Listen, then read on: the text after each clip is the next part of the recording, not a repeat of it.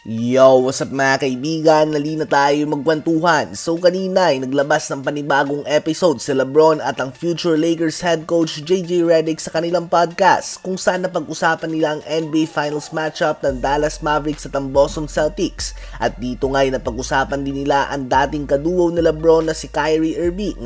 Ayon sa 4-time MVP ay sobrang saya at sobrang proud niya nga daw na makita ang patuloy na growth ni Kyrie Irving. Ganun pa man ay naiinis nga daw siya na hindi na siya ang running mate ni Uncle Drew.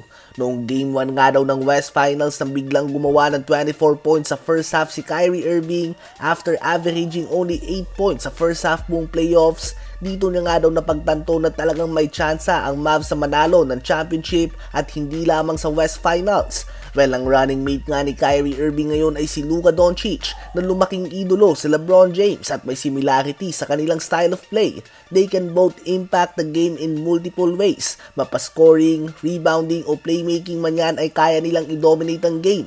Bilang isang fan na napanood si LeBron sa edad ni Luka ngayon, obviously ang main difference ay ang kanilang athleticism. LeBron is a way better athlete kaysa kay Luka. Subalit sobrang lamang din nga si Doncic sa shooting sa edad na ito at may killer mentality na nga si Luka at a young age. Isang bagay na na-develop ni LeBron ng medyo late na. Buhat na din nga ito ng experience si Luka bilang pro at a very young age of 13 years old. Subalit walang duda nga na ang mga player na katulad ni Doncic at LeBron ang perfect na kaduo ni Kyrie Irving. Dahil shooting guard nga talaga si Kyrie Irving na may katawan na pang point guard, habang si Luka at LeBron naman ay mga point guard na may katawan na pang small forward.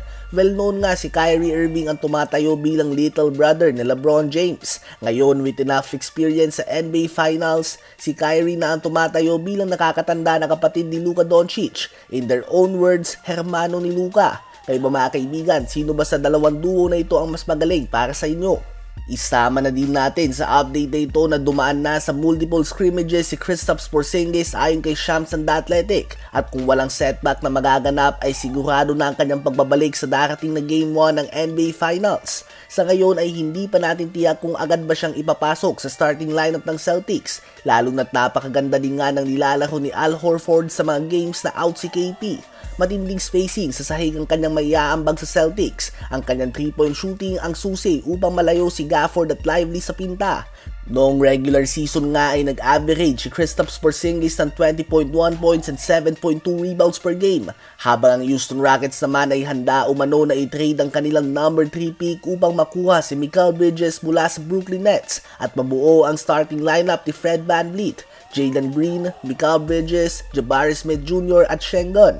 Andyan din nga si Dillon Brooks sa kanilang bench kasama si Steven Adams, Jeff Green, Amen Thompson at Aaron Holiday. Sa palagay nyo ba ay sapat na ito upang makapasok sa playoffs sa malalim na Western Conference?